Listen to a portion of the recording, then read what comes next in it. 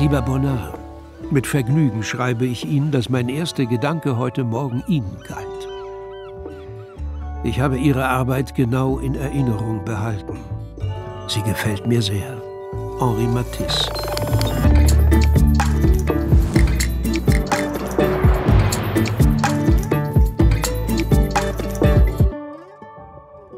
Matisse und Bonnard sind ja eigentlich zwei Künstler, die man nicht zusammendenkt. Der eine so der letzte große Impressionist, der andere so der Wegbereiter in der Moderne. Aber was die wenigsten wissen, ist, dass Matisse und Bonnard über 40 Jahre lang sehr eng befreundet gewesen sind. Die erste dokumentierte Postkarte ist von 1925 aus Amsterdam. Und das Tolle daran ist, dass eben eigentlich nichts draufsteht, außer es lebe die Malerei in Freundschaft Henri Matisse.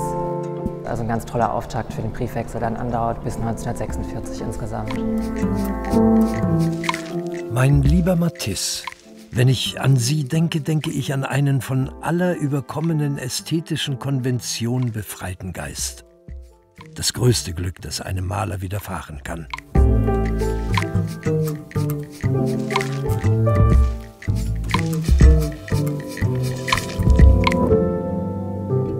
Eine Sache, die man bei beiden sagen kann, sie haben sich selbstbewusst abgegrenzt von den Avantgarde-Strömungen ihrer Zeit. Sie sind immer der Repräsentation, also der figürlichen Malerei, verhaftet geblieben. Es gibt viele Interieurs mit Frauendarstellungen, lichtdurchflutete Mittelmeerlandschaften, Stillleben und vor allem auch den weiblichen Akt. Besonders spannend ist für uns natürlich die Gegenüberstellung unseres eigenen Bonnards mit einem ganz verwandten Bild von Matisse.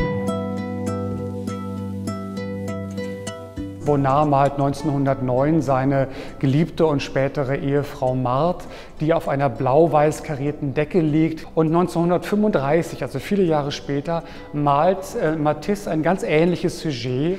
Und wenn man dann weiß, dass das Gemälde von Bonnard immer im Besitz des Künstlers geblieben ist, kann es ja vielleicht sogar sein, dass sich Matisse für sein Werk an dem Werk, das jetzt in Frankfurt ist, auch inspiriert hat.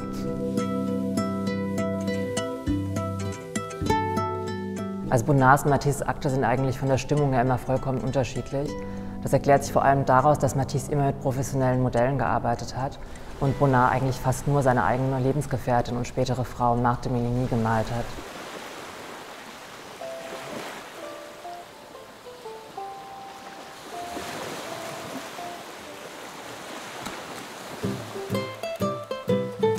Mein lieber Bonnard, die Wahrheit ist, dass ein Maler eben nur mit der Palette in der Hand existiert und dann tut, was er kann. Schönes Wetter und schöne Arbeit. Henri Matisse.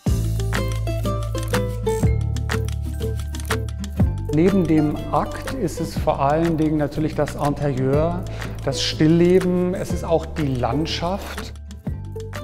Von Matisse gibt es relativ wenige Landschaften. Bonnard hat sehr viele Landschaften gemalt. Aber wenn Sie genau schauen, bei Matisse werden Sie in allen Interieurdarstellungen immer wieder auch offene Fenster finden, mit dem Blick in die Landschaft, in das Licht, in die Sonne Südfrankreichs, die für beide Künstler ebenso inspirierend gewesen ist.